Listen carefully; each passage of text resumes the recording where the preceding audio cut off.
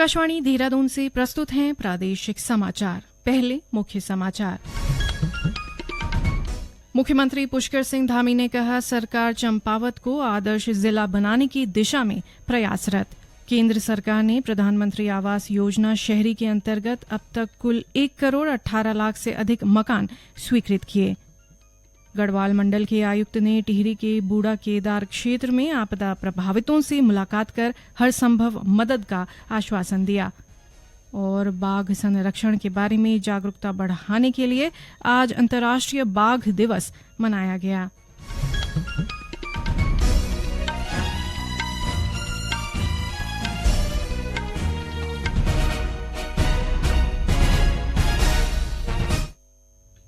नमस्कार, समाचारों के साथ मैं व्याख्या चंदोला और अब समाचार विस्तार से।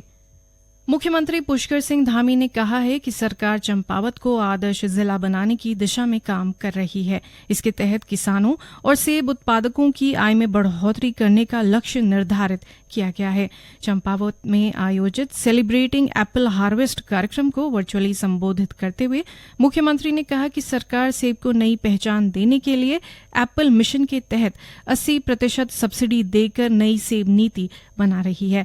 एप्पल मिशन में सहयोग कर रहे एक निजी संस्था के निदेशक राजीव गुप्ता ने बताया कि 2 साल पहले उन्नत एप्पल मिशन के तहत चंपावत में सेब के 100 बगीचे लगाए गए और इससे किसानों की आय में निश्चित तौर पर वृद्धि होगी।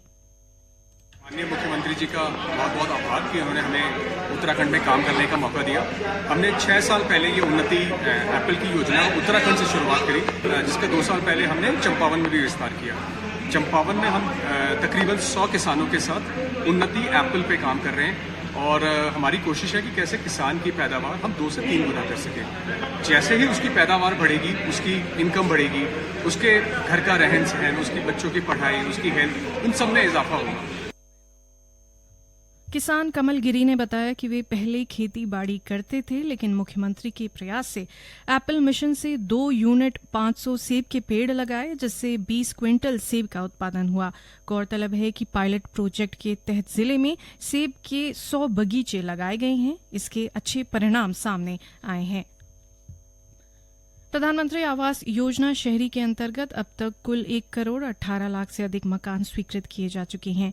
आवास और शहरी मामलों के राज्य मंत्री तोखन साहू ने आज राज्यसभा में एक प्रश्न के जवाब में ये बात कही। उन्होंने कहा कि कुल स्वीकृत घरों में से 1 करोड़ 14 लाख से अधिक आवास निर्माणाधीन है तथा 85 लाख से अधिक का निर्माण कार्य पूरा हो चुका है। श्री साहू ने कहा कि मंत्रालय देश भर में सभी पात्र शहरी लाभार्थियों को बुनियादी नागरिक सुविधाओं के साथ पक्के घर उपलब्ध कराने के लिए 2015 से इस योजना के अंतर्गत केंद्रीय सहायता प्रदान करके राज्यों और केंद्र शासित प्रदेशों के प्रयासों को साकार करता है। आज श्रावण मास का दूसरा सोमवार है। प्रदेश भर के शिवालयों में शिव भक्तों ने जलाभिषेक कर पूजा अर्चना और रुद्राभिषेक किया। वहीं हरिद्वार के विभिन्न शिवालयों में श्रद्धालुओं ने जलाभिषेक किया। शिव मंदिरों में सुबह से ही भक्तों की कतारें लगनी शुरू हो गई थीं।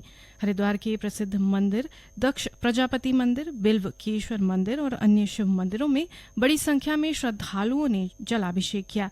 बिल्वकेश्वर मंदिर के मुख्य पुजारी पुनीत पुरी ने बताया कि सावन के महीने में शिवलिंग पर जलाभिषेक करने से अक्षय फल की प्राप्ति होती है। अल्मोड़ा के जागेश्वर धाम में भी श्रद्धालुओं ने भगवान शिव पर जलाभिषेक कर पार्थिव पूजन किया। जागेश्वर मंदिर के पुजारी पंडित कैलाश भट्ट ने बताया कि शास्त्रों के अनुसार जागेश्वर धाम में पृथ्वी का पहला ज्योतिर्लिंग स्थापित हुआ था और यहीं से शिवलिंग पूजा प्रारंभ हुई थी। राज्य आपदा प्रबंधन के उपाध्यक्ष विनय रोहेला ने कहा कि आपदा और आपदा के बाद अधिकारी तत्परता से कार्य करें और सूचना मिलते ही त्वरित कार्रवाई करें। राज्य आपदा प्रबंधन के उपाध्यक्ष ने आज रुद्रप्रयाग में अधिकारियों के साथ बैठक कर आपदा प्रबंधन की समीक्षा की। उन्होंने कहा कि आपदा अचानक आने वाली घटना है और इस घटना के दुष्परिणामों से निपटने के लिए अधिकारियों को पहले से ही पूरी तरह तैयार रहना होगा। उन्होंने कहा कि संवेदनशील गांवों व स्थलों पर विशेष सतर्कता की जरूरत है। उन्होंने कहा कि भूस्खलन प्रभावित सड़कों पर जेसीबी मशीनें हर वक्त तैयार रखें तथा केदारनाथ समेत अन्य धामों की यात्रा प्रभावित न हो। ये समाचार आकाशवाणी के देहरादून केंद्र से प्रसारित किए जा रहे हैं। गढ़वाल मंडल के आयुक्त विनय शंकर पांडे ने आज टिहरी जिले में भिलंगना ब्लॉक के आपदा प्रभावित क्षेत्रों का भ्रमण कर स्थिति का जायजा लिया। प्रभावितों से मुलाकात के दौरान उन्होंने ग्रामीणों को आश्वस्त किया कि वैज्ञानिक रिपोर्ट के आधार पर आपदा से प्रभावित गांवों का निकटवर्ती सुरक्षित स्थानों पर पुनर्वास किया जाएगा। उन्होंने कहा कि बूढ़ा केदार मंदिर के संरक्षण के लिए हर संभव प्रयास किए जाएंगे और उत्तरकाशी की तर्ज पर बालगंगा तथा धर्मगंगा नदी को चैनलाइज कर आसपास के गांवों खेतों को होने वाले नुकसान का बेहतर प्रबंध किया जाएगा। गढ़वाल मंडल के आयुक्त ने कहा कि सुरक्षात्मक कार्यों और पुनर्वास के लिए धन की कमी आड़े नहीं आएगी। उन्होंने कहा कि आपदा की दृष्टि से संवेदनशील पूरे बूढ़ा केदार क्षेत्र का भूगर्भीय सर्वे भी किया जाएगा। पत्रकारों से बातचीत में उन्होंने कहा कि प्रशासन ने व्यवस्थाएं सुचारू करने के लिए पर्याप्त मशीनें तैनात की हैं। सभी की बातों को बहुत ध्यान से सुना गया है और प्रशासन की यहाँ की व्यवस्था से पूरी तरह से संतुष्ट है। कुल मिलाकर हम लोगों का जो प्रयास है कि जो इस आपदा की स्थिति में जो उनको कष्ट हुआ है, तकलीफ हुई है, हम जल्दी से जल्दी उनको नॉर्मलसी की तरफ ले जाएं, नॉर्मल हो जाए उनकी लाइफ और उनका जीवन अच्छे ढंग से पुनः पटरी पर लौट आए। और इस संबंध में मैं पुनः आपको ये बताना चाहूँगा कि माननीय मुख्यमंत्री जी का बड़ा ही इसमें स्पष्ट निर्देश है और उसी के क्रम में पूरी मशीनरी यहाँ पर कार्यरत है। कल प्रभारी मंत्री जी भी यहाँ पर विजिट करके गए थे। कोशिश कर रहे हैं कि जल्दी से जल्दी यहाँ की सारी स्थितियां नॉर्मल। आज अंतर्राष्ट्रीय बाघ दिवस है। इस मौके पर वन मंत्री सुबोध उनियाल ने कहा, प्रदेश में बाघों के संरक्षण के लिए हर संभव प्रयास किए जा रहे हैं। उन्होंने कहा कि प्रदेश में बाघों की संख्या 560 तक पहुंच गई है। प्रोजेक्ट टाइगर के तहत बाघ संरक्षण के लिए विशेष नीतियां भी बनाई गई हैं। बाघों के संरक्षण में प्रोजेक्ट टाइगर का अहम योगदान रहा है। प्रोजेक्ट टाइगर की शुरुआत उत्तराखंड के प्रसिद्ध कॉर्बेट टाइगर रिजर्व से हुई थी। फॉरेस्ट रिसर्च वानिकी केंद्र के अधिकारी कुंदन कुमार ने बताया कि टाइगर की संख्या बढ़ना पारिस्थितिकी के लिए बहुत अच्छा माना जाता है। वहीं टाइगर की संख्या बढ़ने से पर्यटन के क्षेत्र में स्थानीय रोजगार में भी वृद्धि हुई है। मुख्यमंत्री पुष्कर सिंह धामी ने उत्तरकाशी जिले में ऑल वेदर रोड योजना के तहत निर्माणाधीन सुरंग में फंसे श्रमिकों की व्यथा कथा पर आधारित वो 17 दिन पुस्तक का विमोचन किया। पुस्तक में श्रमिकों की पीड़ा के साथ ही सरकार के कार्यों का उल्लेख किया गया है। इस मौके पर मुख्यमंत्री ने कहा कि सिलक्यारा सुरंग में फंसे 41 श्रमिकों को सुरंग से बाहर निकालना तकनीक का कमाल था और इसमें सभी ने बेहतरीन कार्य किया। उन्होंने कहा कि सकारात्मकता और अनुभवों से भरी ये पुस्तक निश्चित ही पढ़ने योग्य है। चमोली जिले में स्थित भारत तिब्बत सीमा क्षेत्र की चौकियों में बद्रीनाथ नगर पंचायत के 57 सदस्यीय दल ने स्वच्छता अभियान चलाया। सीमा क्षेत्र में पहली बार चले इस अभियान में 72 किलो प्लास्टिक कूड़ा जमा किया गया। कूड़े का निस्तारण बद्रीनाथ कूड़ा निस्तारण केंद्र में किया गया।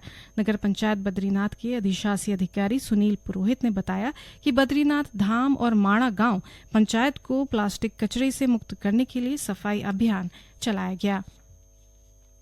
आज राजधानी देहरादून समेत प्रदेश में कहीं कहीं बादल छाए रहे। मौसम विभाग ने आज देहरादून, पौड़ी, चंपावत, नैनीताल और उधम सिंह नगर जिलों के कुछ इलाकों में भारी बारिश की संभावना जताई है। विभाग ने इन जिलों में बारिश के लिए येलो अलर्ट जारी किया है। इसके अलावा अन्य जिलों में भी भारी बारिश के आसार हैं। प्रदेश में ग्रीन कैंपस की अवधारणा को साकार करने के लिए सभी सरकारी महाविद्यालयों, विश्वविद्यालयों और उनके परिसरों में सोलर पैनल लगाए जाएंगे। शिक्षण संस्थानों को इको फ्रेंडली बनाने पर जोर देते हुए उच्च शिक्षा मंत्री डॉ धन सिंह रावत ने कहा कि इससे बिजली पर आने वाले खर्च को कम कर उसका सदुपयोग अध्ययन संबंधित कार्यों और छात्र हित में किया जाएगा। देहरादून में उच्च शिक्षा विभाग की समीक्षा बैठक में डॉ रावत ने अधिकारियों को उच्च शिक्षण संस्थानों का शीघ्र सर्वेक्षण कर विस्तृत कार्य योजना तैयार करने के निर्देश दिए। साथ ही डॉ रावत ने समर्थ पोर्टल के माध्यम से स्नातक और परास्नातक कक्षाओं में प्रवेश को लेकर आ रही व्यवहारिक कठिनाइयों का शीघ्र समाधान करने की बात कही। अंत में मुख्य समाचार एक बार फिर।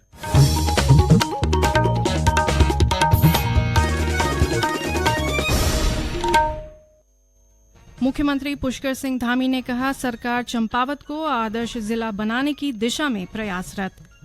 केंद्र सरकार ने प्रधानमंत्री आवास योजना शहरी के अंतर्गत अब तक कुल 1 करोड़ 18 लाख से अधिक मकान स्वीकृत किए।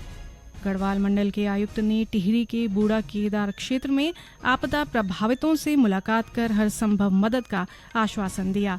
और बाघ संरक्षण के बारे में जागरूकता बढ़ाने के लिए आज अंतर्राष्ट्रीय बाघ दिवस मनाया गया।